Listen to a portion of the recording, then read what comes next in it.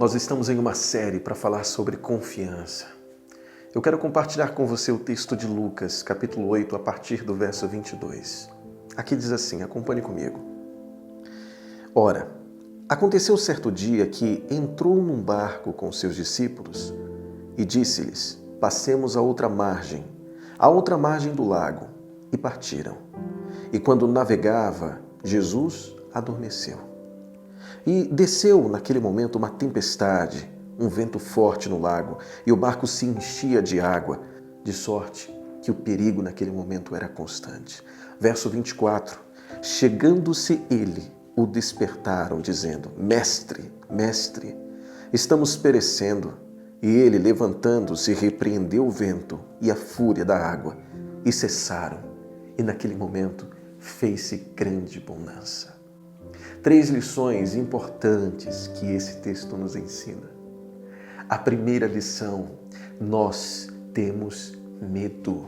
É normal ter medo diante de um desafio maior do que as nossas mãos.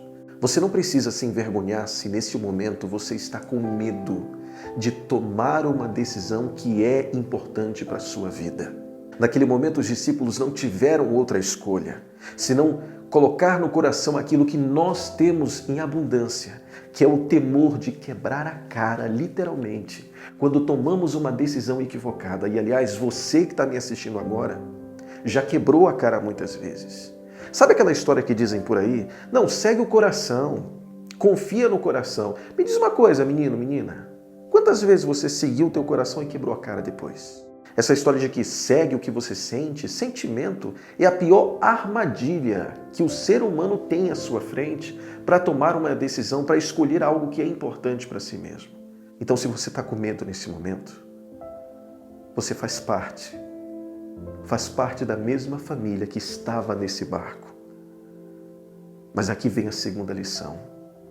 Quando você tiver medo, busque aquele que tem o poder para dissipar o medo da sua vida. Os discípulos, eles naquele momento procuraram um mestre, procuraram Jesus.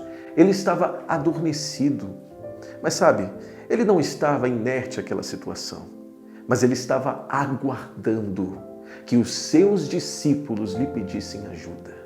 Você acha que Jesus perdeu o controle daquela circunstância? Claro que não. A tempestade era perigosa, os raios estavam assustando, o barco estava se enchendo de água. Jesus estava tranquilo, esperando que os seus discípulos pedissem.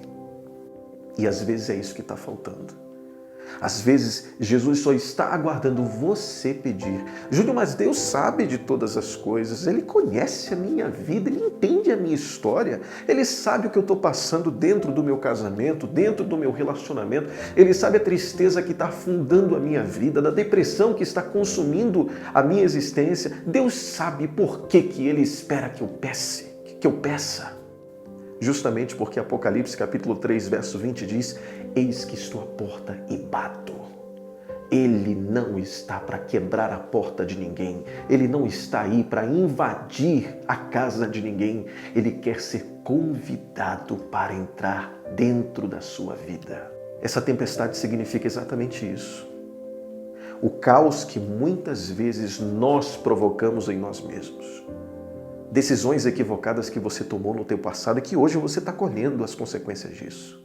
Decisões erradas que nós tomamos no dia a dia, problemas que nós provocamos e às vezes queremos responsabilizar a Deus por aquilo que nós provocamos na nossa própria vida. Se você tomou uma decisão no teu negócio e isso afundou você, é culpa de Deus? Se você tomou uma péssima decisão no teu casamento, quer dizer que Deus é o culpado disso? Se alguém porventura morreu, infelizmente, por conta de uma doença, por conta de qualquer circunstância, Deus é o culpado disso. O caos é deste mundo, mas esse verso nos ensina que a bonança vem de Jesus. É Ele que promove a abundância e a paz na nossa vida. Não é à toa que quando os discípulos foram pedir para Jesus, Ele se levantou. Eu fico pensando naquela cena. Ele levantando os braços. E quando ele levantou os braços, apenas uma ordem. E naquele momento, a Bíblia diz, fez-se grande bonança. A paz foi assustadora para os discípulos.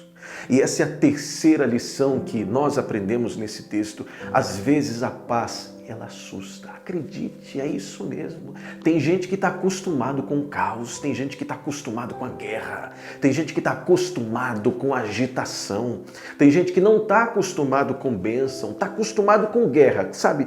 Com trincheira, com tiro todo dia, que quando Jesus vem, transforma e oferece paz, você não se acostuma com isso. Parece loucura. É isso mesmo.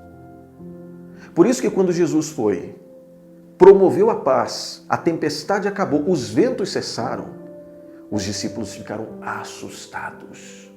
Olharam para Cristo e disseram: quem é esse que até o vento e o mar lhe obedece? Isso assustou. Ah, meu querido, você não precisa ter medo da paz.